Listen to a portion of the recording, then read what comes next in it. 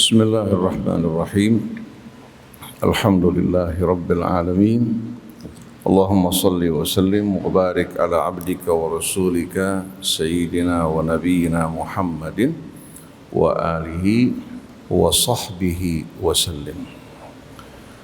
Subhanak la ilma lana illa ma 'allamtana innaka antal alimul hakim. Wala haula wala quwwata illa billahil aliyyil azim. Rabbana zidna ilman wa alhiqna bis salihin. Amma ba'du. Para jamaah subuh Masjid Silaturrahim yang dirahmati Allah Subhanahu wa taala, salamullahi alaikum warahmatullahi wabarakatuh.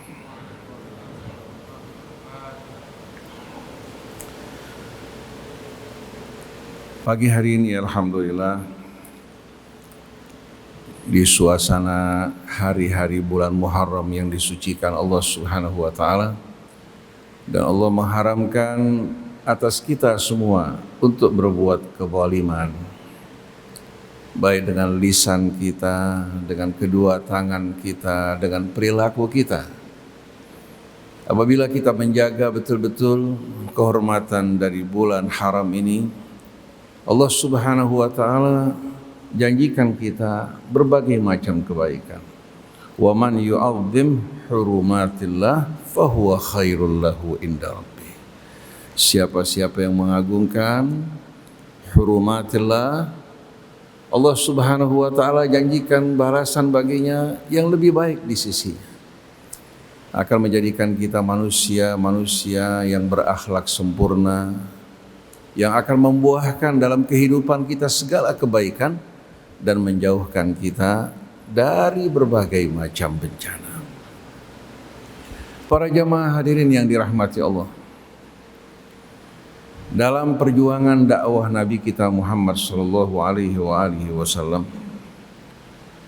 Nabi berhadapan dengan berbagai macam tantangan, baik yang datang dari kaum musyrikin, yang datang dari orang-orang Yahudi ketika beliau di Madinah, yang lebih berat lagi yang beliau hadapi yang datang dari orang-orang munafik yang berpakaian keislaman, keimanan, tapi menyembunyikan kekafiran. Orang-orang munafik ini selalu gemar untuk menimbulkan fitnah, menyebarkan isu ketakutan, kegelisahan. Di saat berhadapan dengan musuh, mereka menyebarkan berita-berita yang menakutkan. Di saat dalam suasana aman dan damai, mereka juga menyebarkan berbagai macam keraguan-raguan di tengah-tengah kaum muslimin. Bahkan pernah hampir terjadi perkelahian, peperangan di antara dua suku besar, Aus dan Khazraj, yang merupakan dua suku terbesar pendukung Nabi kita yang dikenal dengan nama Al-Ansar.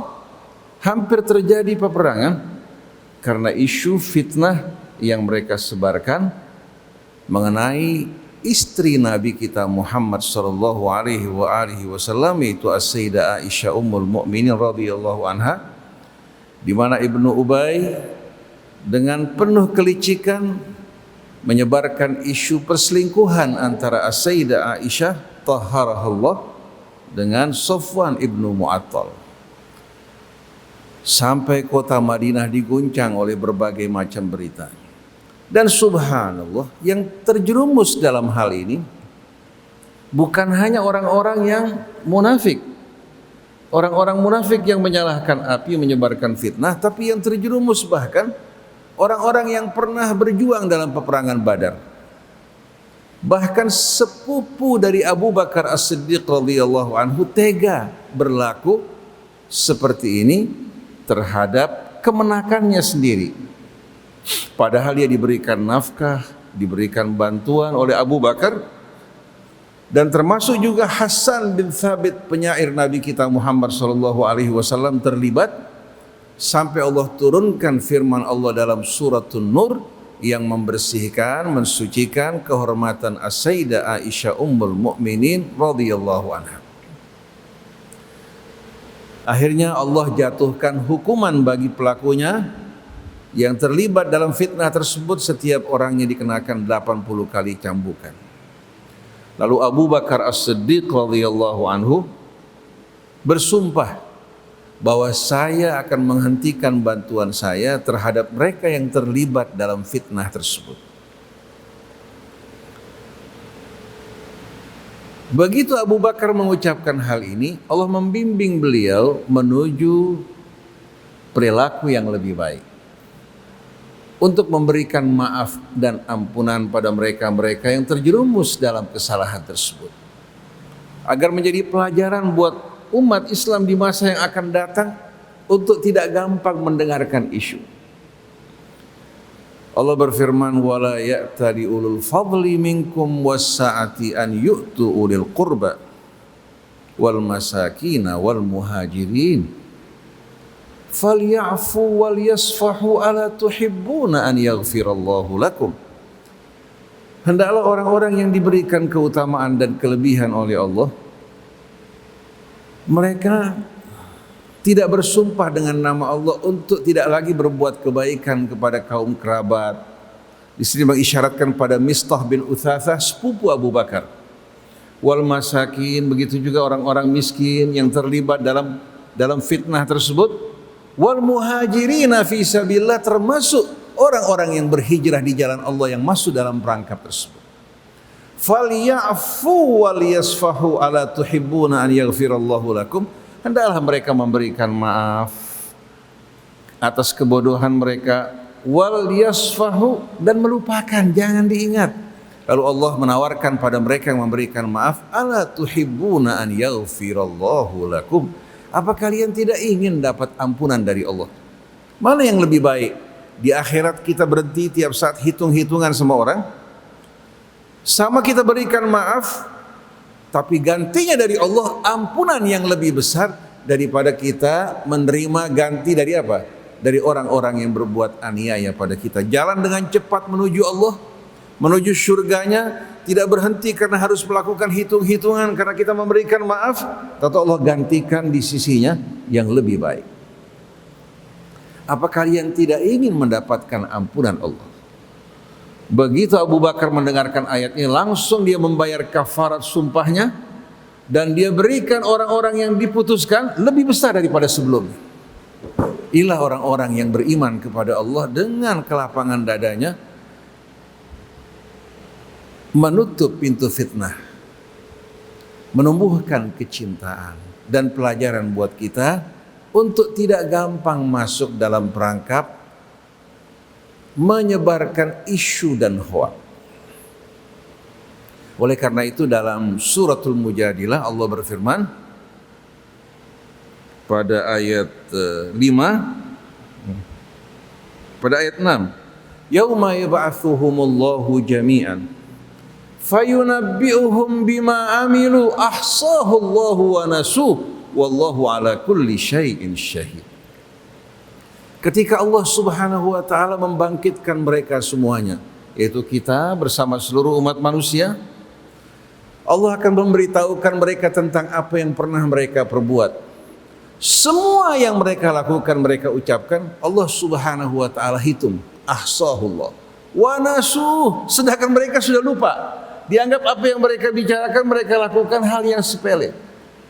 Ahsahullahu wa nasuh wallahu ala kulli syai'in syahid, dan Allah Maha menyaksikan segala sesuatu yang mereka perbuat.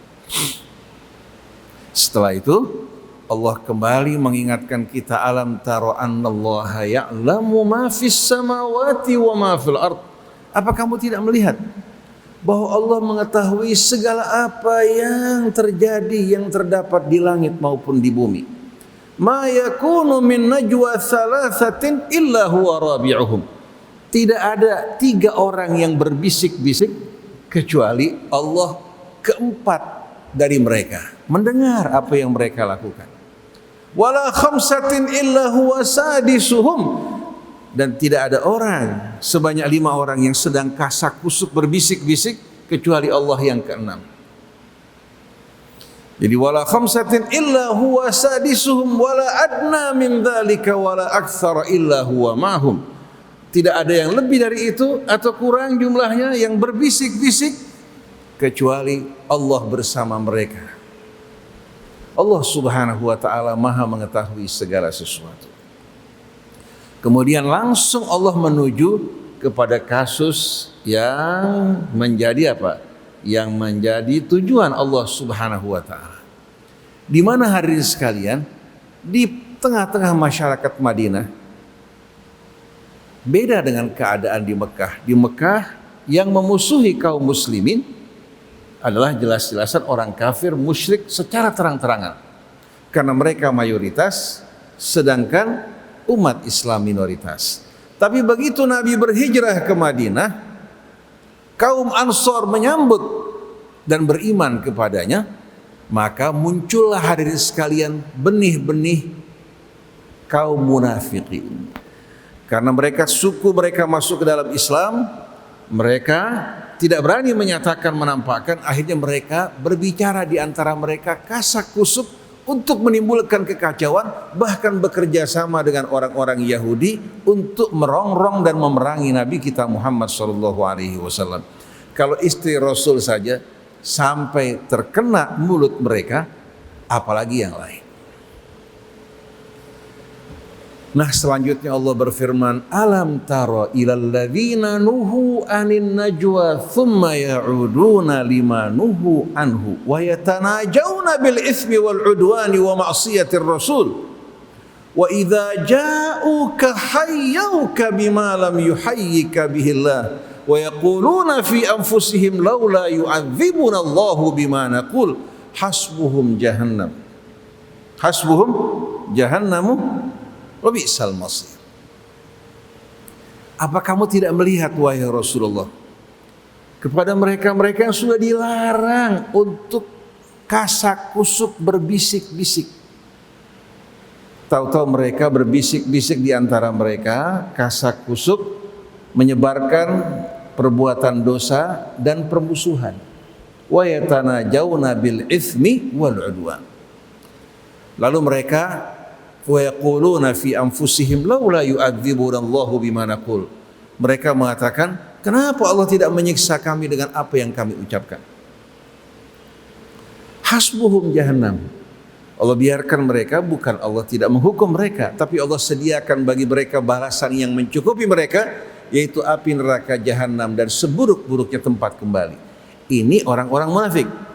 Tapi yang kesian orang-orang Islam yang lugu, yang tidak tahu apa-apa, kemakan berita oleh orang munafik. Orang munafik hanya berbicara sepatah dua patah. Mereka ini orang-orang Islam yang dengan keluguannya dengan gampang menyebarkan isu dan hoak. Akhirnya menimbulkan keresahan di tengah-tengah kaum muslimin. Lalu selanjutnya Allah Subhanahu wa taala mengingatkan orang yang beriman, ya ayyuhalladzina amanu idza tanajaitum fala tatanajaw bil itsmi wal udwani wa ma'siyatir rasul. Wahai orang-orang yang beriman, kalau kalian berbisik-bisik, ya, katakan berbicara secara rahasia, jangan kalian justru berbisik-bisik kasakusuk dalam perbuatan dosa dan permusuhan. Wa tanajau bil birri wat taqwa, berbisik-bisiklah dalam rangka untuk melakukan perbuatan baik dan ketakwaan. Wa tanajau bil birri wat taqwa. Ini merupakan anjuran dari Allah Subhanahu wa taala, bimbingan untuk kebaikan kita. Oleh karena itu dalam surah An-Nisa Allah berfirman, la khaira fi katsirin min najwahum illa man amara bi shadaqatin aw ma'rufin aw islahin bainan nas. Tidak ada manfaat dari kebanyakan kasak kusuk mereka, bisik-bisik mereka, bahkan pembicaraan mereka, kecuali kalau mereka berbisik-bisik, berkasak kusuk, berkumpul dalam rangka untuk mengajak orang apa? Bersedekah, membantu orang yang susah, apalagi dalam situasi saat ini. Illa man amara bi shadaqatin au ma'ruf, atau mengajak orang untuk berbuat kebaikan, kembali pada Allah, au islahin bainan nas, atau mendamaikan di antara orang yang berselisih. Wa may yaf'al dzalika ibtigha'a mardatillah fasawfa nu'tihi ajran 'azima. Siapa-siapa yang melakukan hal tersebut karena mengharapkan keridhaan Allah, kami berjanji untuk memberikan baginya betul-betul ganjaran yang amat besar. Oleh karena itu seharusnya orang yang beriman tidak membicarakan kecuali sesuatu yang bakal dikerjakan yang bermanfaat kembali pada dirinya, keluarganya dan umatnya, bukan justru melakukan perbuatan pembicaraan yang merusak dirinya, yang menyakiti masyarakatnya dan umatnya, akhirnya membuat bencana datang kepada kita bukan dari Allah, tapi disebabkan karena kita mengundang bencana tersebut. Oleh karena itu, yang paling banyak menjerumuskan orang ke dalam api neraka, lisan kita, sebagaimana Nabi kita katakan, wa hal yakubbun nas fi nari jahannam ala wujuhihim illa hasaidu alsinatihim. Bukankah yang banyak menjerumuskan orang ke dalam api neraka, kebanyakannya adalah panen dari hasil lidah mereka. Sedangkan bencana duniawi juga kebanyakannya muncul dari lidah. Innal bala'a muwakkalun bil mantiq. Bala ini terkatung-katung di angkasa, tapi disebabkan lidah seseorang yang sembarangan, akhirnya bala tersebut jatuh pada dirinya. Jatuh pada dirinya. Apalagi di tengah-tengah suasana seperti ini, COVID-nya mungkin akan disusul dengan krisis ekonomi. Tadi malam kejadian di daerah Jalan Raya Bogor terjadi penjarahan secara terang-terangan di jalan. Kalau situasi seperti ini terus, umat Islamnya menyakiti diri mereka sendiri, bagaimana Allah akan menolong mereka? Allah berjanji tidak akan membinasakan umat Islam dengan musuh dari luar. Walan yaj'alallahu lil kafirina al mu'minina sabila.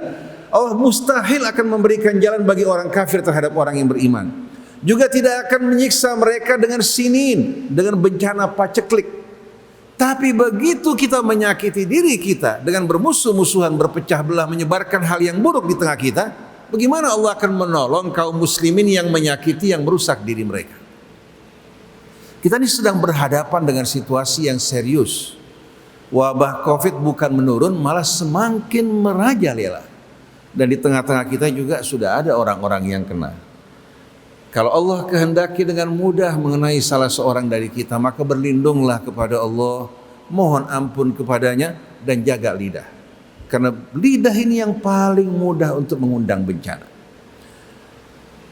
Jadi bertakwalah kepada Allah Subhanahu wa taala, wattaqullah innallaha khabirum bima ta'malun. Jadi wahai orang yang beriman, la tatanajau bil bir, ya ayyuhalladzina amanu idza tanajaitum fala tatanajau bil itsmi wal udwani wa ma'siyatir rasul. Wahai orang yang beriman, kalau kalian berbisik-bisik, berkasak-kusuk, hendaklah kalian dalam berbisik-bisik tersebut dengan tujuan untuk mengajak orang berbuat baik, bertakwa kepada Allah, mendamaikan di antara sesama kaum muslimin. Wattaqullahal ladzi ilaihi tuhsyarun. Bertakwalah kepada Allah, tempat kalian dikembalikan dan dihimpun. Setelah itu Allah ingatkan, innaman najwa minasyaitan. Bisik-bisik ini dari syaitan. Liyahzunal ladzina amanu, untuk membuat orang yang beriman bersedih, berduka karena mendengarkan omongan dan kasak-kusuk. Wa ma hum bidarrina bihi min ahadin illa biidznillah. Dan sekali-kali tidak akan membahayakan mereka orang yang beriman kalau mereka bertakwa, bersabar, bertawakal kepada Allah, dan tidak akan membahayakan mereka kecuali dengan izin Allah. Wa 'alallahi falyatawakkalul mu'minun. Dan hendaklah kepada Allah orang-orang yang beriman berserah diri. Oleh karena itu tidak ada kebaikan bagi kita untuk kasak kusuk, berbicara yang tidak yang merugikan kita, merenggangkan kita, padahal kita butuh untuk bersatu berhadapan dengan berbagai macam tantangan. Nah, kaum munafik pada masa Rasul ini menimbulkan keresahan. Kalau pada zaman itu orang-orang munafik berkembang, apalagi pada saat ini. Pada zaman Rasul, pemimpinnya Rasul, apalagi untuk saat ini, di saat umat Islam jumlahnya semakin banyak yang dikuasai hubbud dunia, apalagi pada saat menganggur sekarang, pekerjaan tidak ada, orang biasanya apa hari sekalian? Gemar untuk kumpul-kumpul kasak kusuk. Saya berikan contoh, dahulu kala pada masa Belanda, kebetulan Belanda gemar untuk mengadu domba untuk kemenangannya.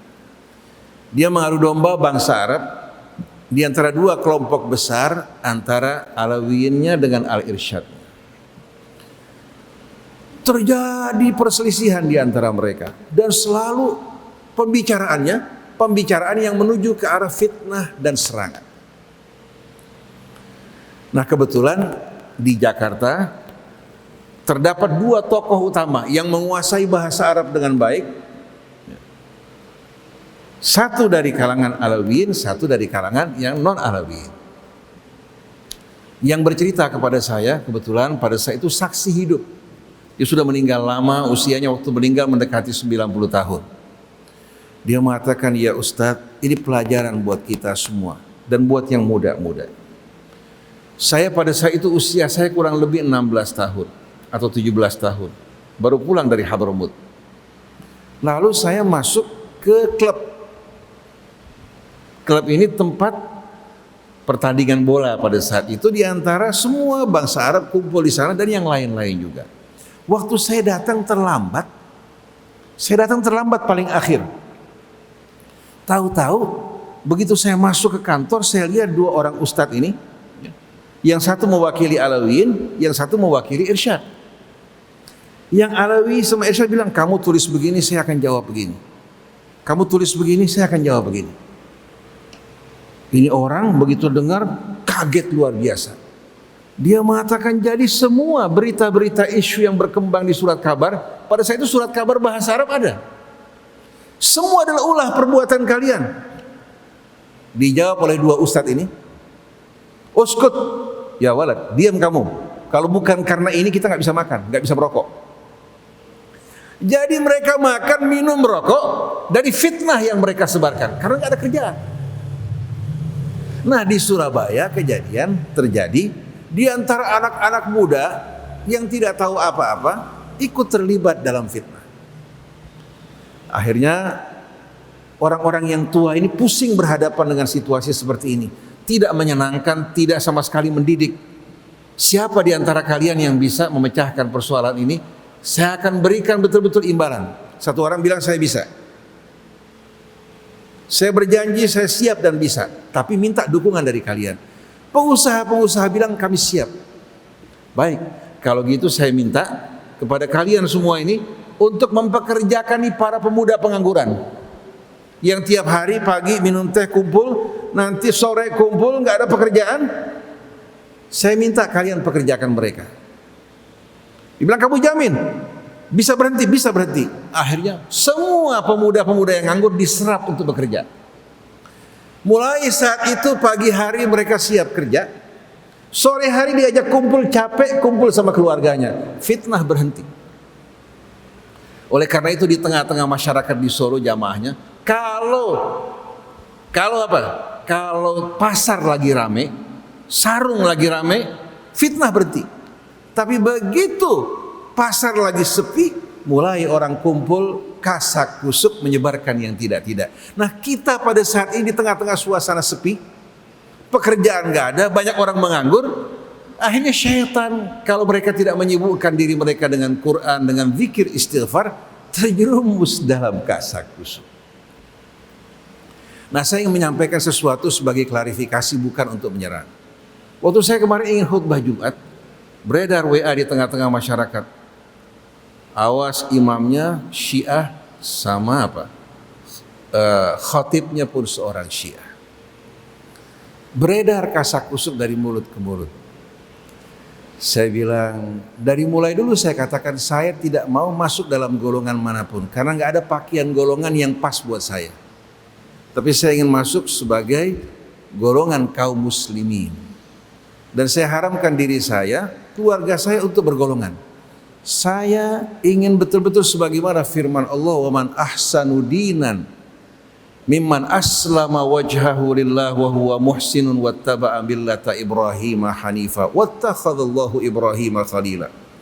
Wa man ahsanu qawlan mimman da'a ilallahi wa amila salihan wa qala innani minal muslimin." Siapakah yang agamanya lebih baik dari orang yang menyerahkan dirinya kepada Allah,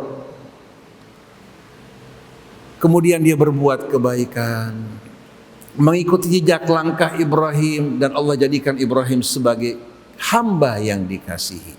Siapakah yang lebih baik tutur katanya dari orang yang mengajak kepada Allah dan mengerjakan amal soleh, lalu dia berkata, innani minal muslimin, aku adalah orang-orang yang berserah diri kepada Allah. Ini yang kita rindukan di hari akhir, dipanggil sebagai muslim, bukan sebagai syi'i, sebagai sunnah. Saya bercuci tangan dari fanatisme berkelompok golongan, dan saya ingin betul-betul di hari kemudian nanti bersama keluarga, bersama orang yang saya cintai, berkumpul dalam golongan kaum muslimin, bukan dalam sektarian dan fanatisme yang bersumber dari syirik billahi azza wa jalla. Karena bergolong-golongan ini adalah perbuatan syirik. Yang bergolong-golongan musyrikun. Kalau mereka tetap dalam keadaan begini sebelum mereka meninggal dunia nggak bertobat, tempat mereka api neraka jahanam.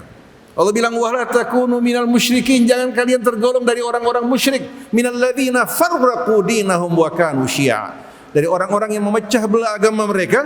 Mereka berkelompok-kelompok, kullu hizbin bima ladaihim farihun, tiap kelompok merasa bangga dengan apa yang ada pada mereka. Kalau kita alhamdulillah tidak ada kebanggaan pada golongan, kita bersyukur Allah berikan hidayah masuk ke dalam Islam. Kenapa kita ingin keluar lagi dari Islam? Oleh karena itu dalam satu hadis Nabi pernah berkata begini, sambil berbaring, ala ukhbirukum bi akbaril kabair, mau nggak kalian saya beritahukan dosa yang paling besar? Tadinya Rasulullah dia mengatakan asyirku billah, mempersekutukan Allah. Setelah itu Rasulullah bangun duduk, ala wa qaula zur, ala wa qaula zur, yang Allah benci diantaranya adalah ucapan-ucapan bohong ini, hoak yang menyebar, yang membuat umat Islam yang mesti bersatu akhirnya berpecah belah. Lalu Allah mengatakan, wa kariha alaikumul qil wal qal, Allah benci kalian untuk apa? Biasa kasak-kusuk, katanya begini, katanya begini, katanya begini. Seharusnya sesuatu yang jelas, yang terbukti, itu yang menjadi perhatian kita, bukan kata orang begini, kata orang begini. Lalu ada sebagian orang mengatakan, Ustaz Husain nggak pernah mengajak orang masuk ke dalam Syiah atau menyampaikan pesan-pesan Syiah. Iya, di tengah-tengah kita nggak pernah, tapi ada sembunyi-sembunyi dia mengajarkan orang untuk apa? Untuk mengajak orang menjadi Syiah. Nah, saya di sini sumpah, demi Allah saya tidak pernah melakukan hal tersebut. Kalau saya lakukan, biar Allah jatuhkan kutukannya pada saya. Tapi orang yang menyebarkan fitnah ini saya doakan, Rabbana yahdi, mudah-mudahan diberikan hidayah, diberikan ampunan atas dosanya. Kita di akhirat nggak mau hitung-hitungan capek, minta ampunan dari Allah dan rahmatnya. Jadi kesimpulannya para jamaah, saya bukan menyampaikan pesan pribadi, tapi klarifikasi. Kalau sudah diklarifikasi orang masih melakukan, berarti hisabuhu Allah, urusannya kepada Allah. Tapi orang-orang yang takut kalau sampai mereka termakan oleh fitnah, sampai melakukan hal ini, kan kita dosa kalau sampai kita nggak memberikan penjelasan. Tapi alhamdulillah wa syukurillah, Allah berikan kita hidayah dalam Islam, dalam iman. Kita berharap juga di hari akhir dikumpulkan dalam Islam dan iman, bukan dalam golongan, bukan dalam kelompok dan golongan. Kita mencintai semua kaum muslimin, mencintai sahabat Rasulnya, mencintai keluarga Rasulnya, dan kita tidak ingin dengan kesempatan yang Allah berikan mengotori mulut kita hari menjadi beban kita di hari kemudian nanti. Yauma la yanfa'u malun wala banun illa man atallaha biqalbin salim.